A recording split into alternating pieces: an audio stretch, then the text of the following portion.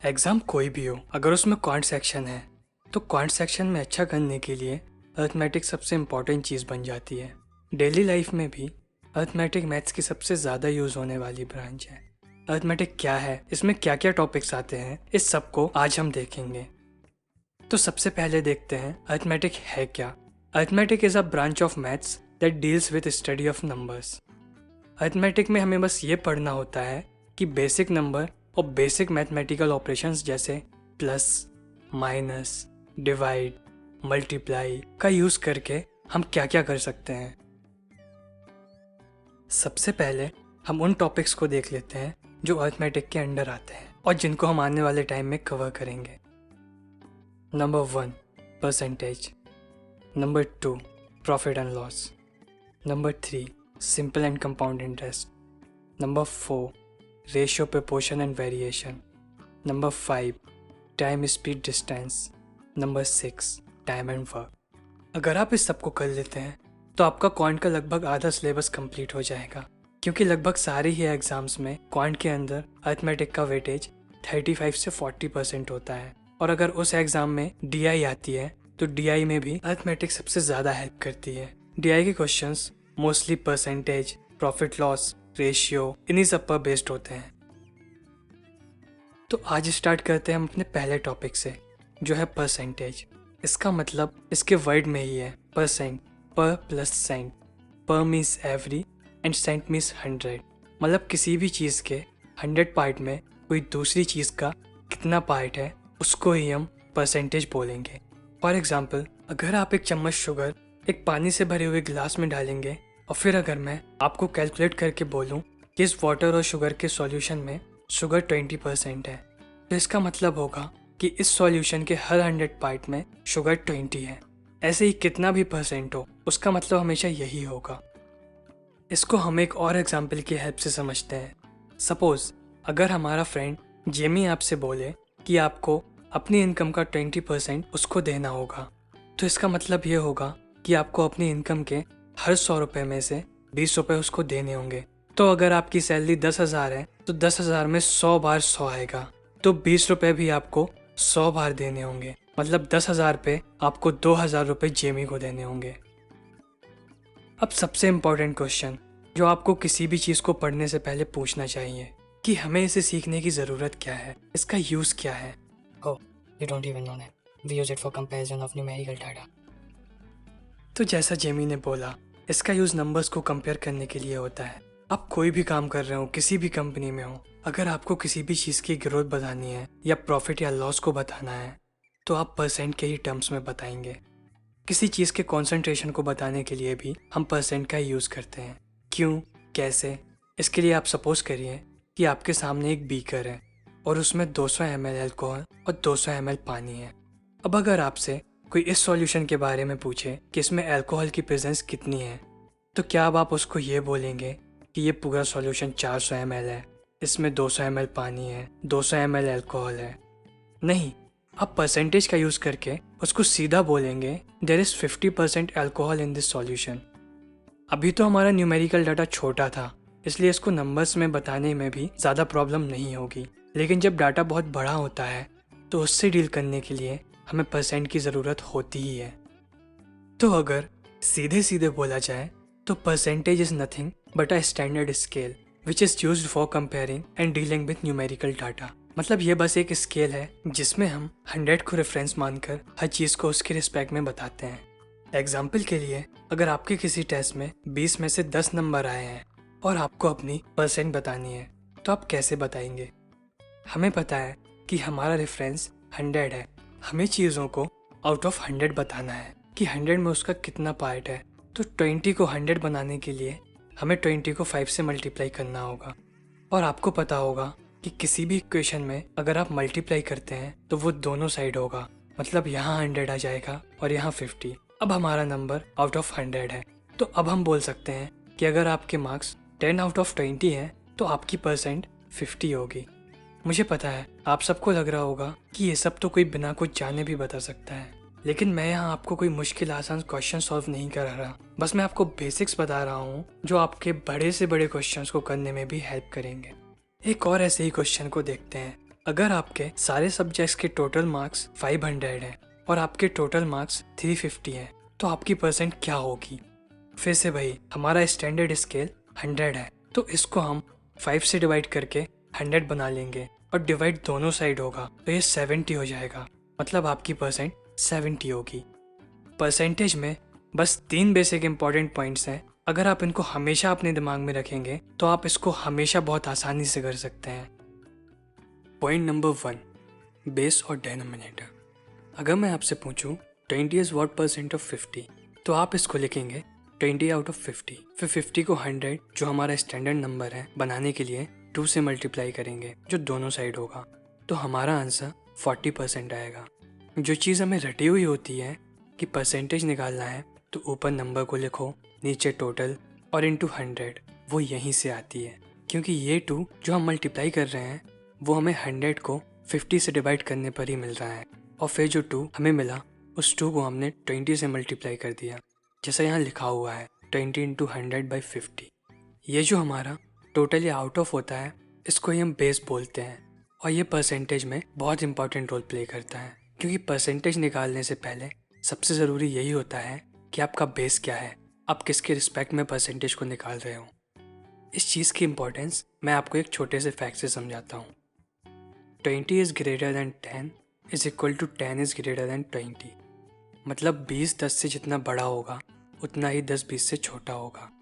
मुझे पता है शायद आपको ये थोड़ा कन्फ्यूजिंग लग रहा होगा, तो जिसको ये कन्फ्यूजिंग लग रहा है आप सोचिए कि आपका कोई भाई है और वो आपसे 2 साल छोटा है तो आप भी उसके लिए उससे 2 साल ही बड़े होंगे। मतलब आप उससे जितने भी बड़े होंगे वो आपसे उतना ही छोटा होगा क्योंकि आप दोनों की एजेस का डिफरेंस सेम ही होगा।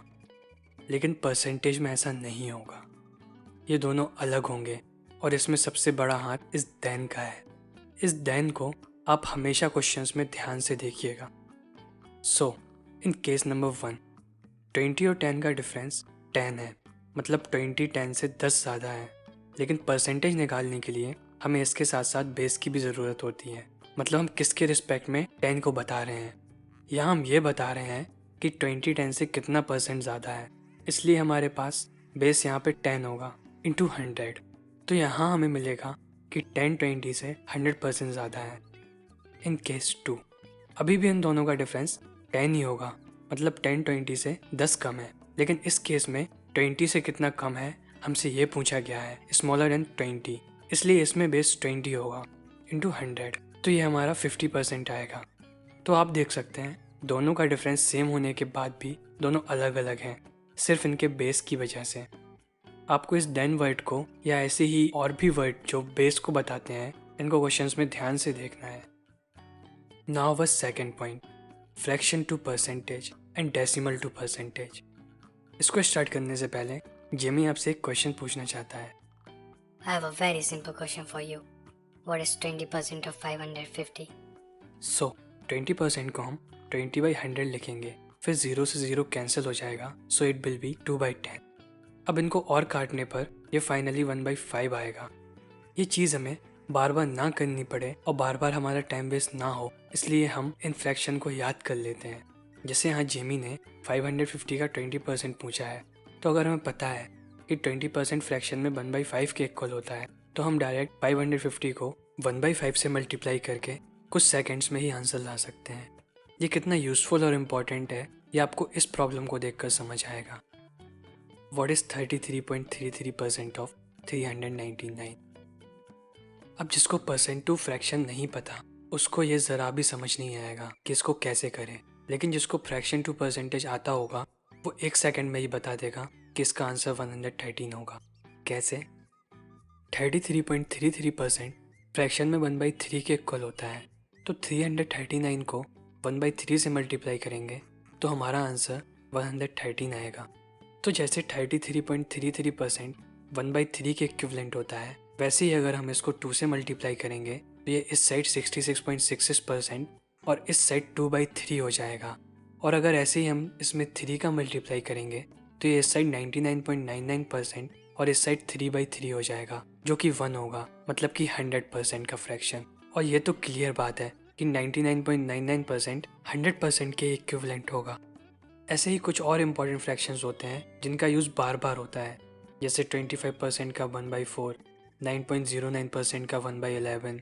अभी आपकी स्क्रीन पे हमारी एक वीडियो शो हो रही होगी, आप आई बटन पे क्लिक करके उसमें बाकी फ्रैक्शंस को देख सकते हैं। फिर भी आपको अगर और अच्छे से फ्रैक्शन टू परसेंटेज को करना है तो आप हमारी वेबसाइट को विजिट कर सकते हैं, जिसका लिंक मैं आपको डिस्क्रिप्शन में दे दूंगा।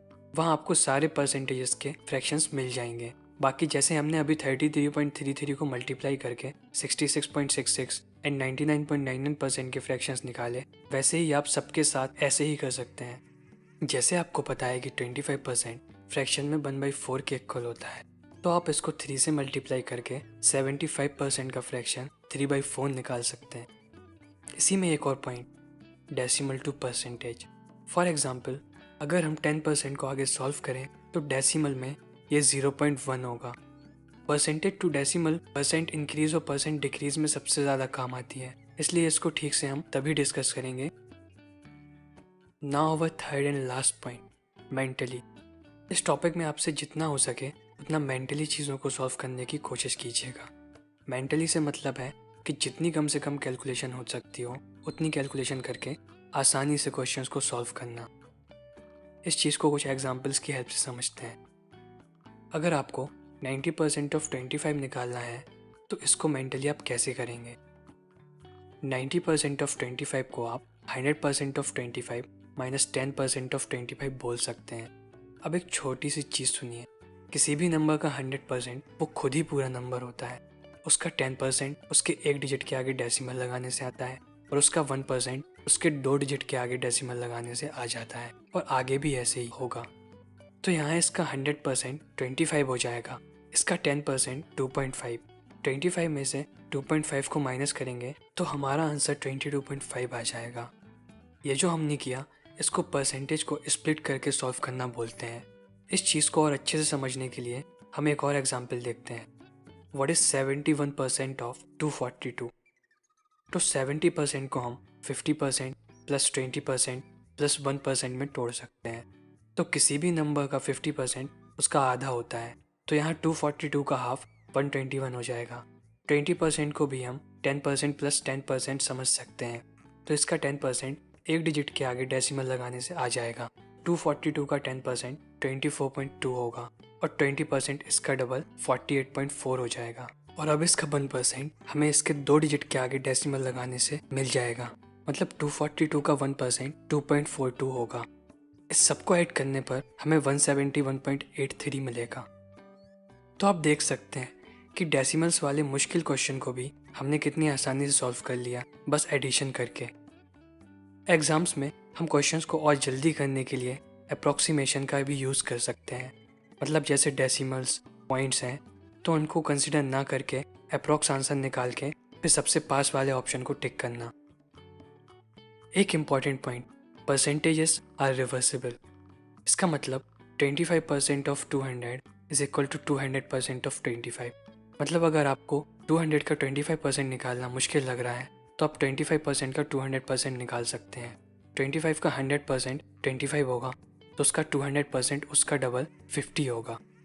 इस चीज़ को हम कभी यूज़ नहीं करते, लेकिन अगर हम इसको भी अपने दिमाग में रखें तो बहुत जगह हमारा कुछ टाइम बच सकता है। परसेंटेज में आप जितना स्मार्ट वर्क करेंगे उतने आसानी से और उतने जल्दी आप प्रॉब्लम्स को सॉल्व कर पाएंगे।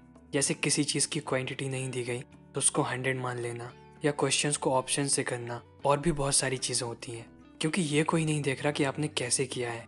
अल्टीमेटली हमें बस प्रॉब्लम को कैसे भी कम से कम टाइम में सॉल्व करना है, और वो हम कैसे भी करें। तो ये थी हमारी परसेंटेज की बेसिक थ्योरी। अब इसी पर बेस्ड हम कुछ बेसिक प्रॉब्लम्स को देखते हैं। हम सारी प्रॉब्लम्स को अपने 3 पॉइंट्स का ही यूज़ करके सॉल्व करेंगे।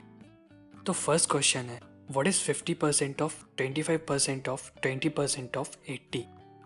ये क्वेश्चन हमारे second point percentage to fraction पे बेस्ड है।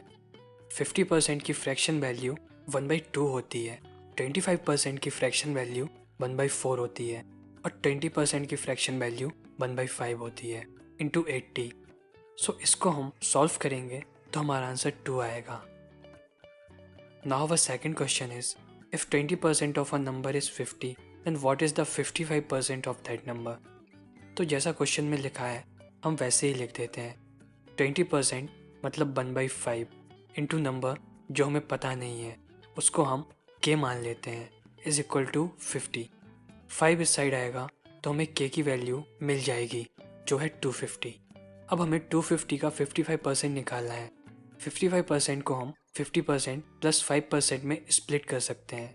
250 का 50% इसका हाफ 125 होगा, प्लस इसका 5% इसके 10% का हाफ होगा, मतलब 25 का आधा 12.5। So this will be equal to 137.5। जब आप इसी वे में क्वेश्चंस को प्रैक्टिस कर लोगे तो कुछ ही टाइम में आप ऐसे क्वेश्चंस बस दिमाग में ही सॉल्व कर लोगे। Now our third question. By mistake Raghav tells his friend his weight 25% more than what it actually was. Find the percentage correction Raghav has to make from his stated weight to his actual weight if his actual weight is 70 kg।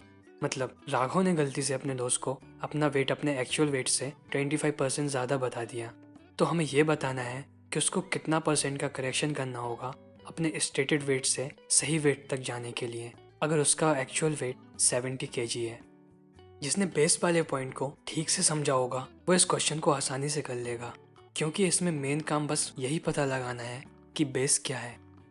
तो सबसे पहले उसने अपना wait अपने actual wait से 25% ज़्यादा बताया है, मतलब एक्चुअल वेट 70 है जो हमें गिवन है, तो उसका 25% 20% प्लस 5% होगा। इसका 20% इसके 10% मतलब 7 का डबल होगा, और इसका 5% इसके 10% का हाफ मतलब 7 का हाफ 3.5 होगा, तो इसका 25% 17.5 होगा। मतलब उसने अपना वेट अपने एक्चुअल वेट जो कि 70 है उससे 17.5 ज़्यादा बताया है, मतलब 87.5 बताया है। अब जो क्वेश्चन है कि उसको अपना सही वेट बताने के लिए कितने परसेंटेज का करेक्शन करना पड़ेगा। सबसे पहले उसको 17.5 कम करने पड़ेंगे अपने एक्चुअल वेट पे जाने के लिए, और हमारा बेस 87.5 होगा क्योंकि उसको अपने बताए हुए वेट से सही वेट पर जाना है। हाँ, अगर उसको अपने सही वेट से बताए हुए वेट पर जाना होगा तब हम बेस 70 लेंगे, लेकिन अभी हमारा बेस 87.5 होगा। सो दिस विल बिकम 1/5, और 1/5 मतलब 20%। सो 20% विल बी अवर आंसर। इस क्वेश्चन को बस 2 सेकंड में भी किया जा सकता था, लेकिन अभी हम बेसिक चीज़ों को समझ रहे हैं और अभी हमने रेशियो एंड प्रोपोर्शन को भी नहीं पढ़ा, इसलिए अभी शायद आपको ये अच्छे से समझ नहीं आएगा और आपको भी ये समझना भी नहीं है। जब हम रेशियो एंड प्रोपोर्शन को करेंगे तब आपको ये चीज़ ठीक से समझ आ जाएगी। लेकिन जो लोग रेशियो एंड प्रोपोर्शन पहले से पढ़ चुके हैं उनको मैं बता देता हूँ, और अगर समझ आए तो आप भी समझने की कोशिश करिएगा। हमें इस क्वेश्चन में इस डाटा से कोई भी मतलब नहीं है, हमें इसकी कोई ज़रूरत नहीं है। तो क्वेश्चन बोल रहा है कि राघव ने गलती से अपने दोस्त को अपना वेट 25% ज़्यादा बताया है, तो 25% फ्रैक्शन में 1/4 के इक्वल होता है। मतलब अगर उसका वेट 4 होता तो उससे 25% ज़्यादा, मतलब वो अपना वेट 5 बताता, क्योंकि 4 का 25% 1 होता है और 4 + 1 5 हो जाएगा। अब हमें उसके स्टेटेड वेट जो 5 है इससे वापस एक्चुअल वेट पर जाना है, तो इन दोनों का डिफरेंस 1 होगा, और क्योंकि हमें स्टेटेड वेट से एक्चुअल वेट पर जाना है तो बेस 5 होगा। So again 1/5 is equal to 20%। अगर आपको नहीं समझ आया तो कंफ्यूज होने की कोई ज़रूरत नहीं है, हम आगे जब और क्वेश्चंस को करेंगे तब ठीक से इस चीज़ को कवर करेंगे। Now the last question, what is 7% of 900। ये क्वेश्चन बस आपको इस पॉइंट को रिवाइज कराने के लिए लिया है कि परसेंटेजेस आर रिवर्सेबल, मतलब 7% ऑफ 900 900% ऑफ 7 के इक्वल होगा। जैसे किसी नंबर का 100% वही नंबर होता है, वैसे ही उसका 200% उसका 2 टाइम्स, 300% उसका 3 टाइम्स, 400% उसका 4 टाइम्स एंड सो ऑन। तो 900% of 7 will be 9 times of 7, so 63 will be our answer. Next video में अब हम परसेंटेज इंक्रीज परसेंटेज डिक्रीज क्या होता है, कैसे करते हैं, इसको देखेंगे। बाकी अगर आपको इस टॉपिक से रिलेटेड कोई डाउट है या आपको और ठीक से इस टॉपिक को समझना है तो आप हमारी वेबसाइट को विजिट कर सकते हैं, जहां बहुत ही सिंपल और ब्यूटीफुल वे में चीज़ों को समझाया गया है। वेबसाइट की लिंक मैं आपको डिस्क्रिप्शन में दे दूंगा, तो अगर आप चाहें तो आप हमारी वेबसाइट को विजिट कर सकते हैं। तो मिलते हैं हम नेक्स्ट वीडियो में। Thanks for watching.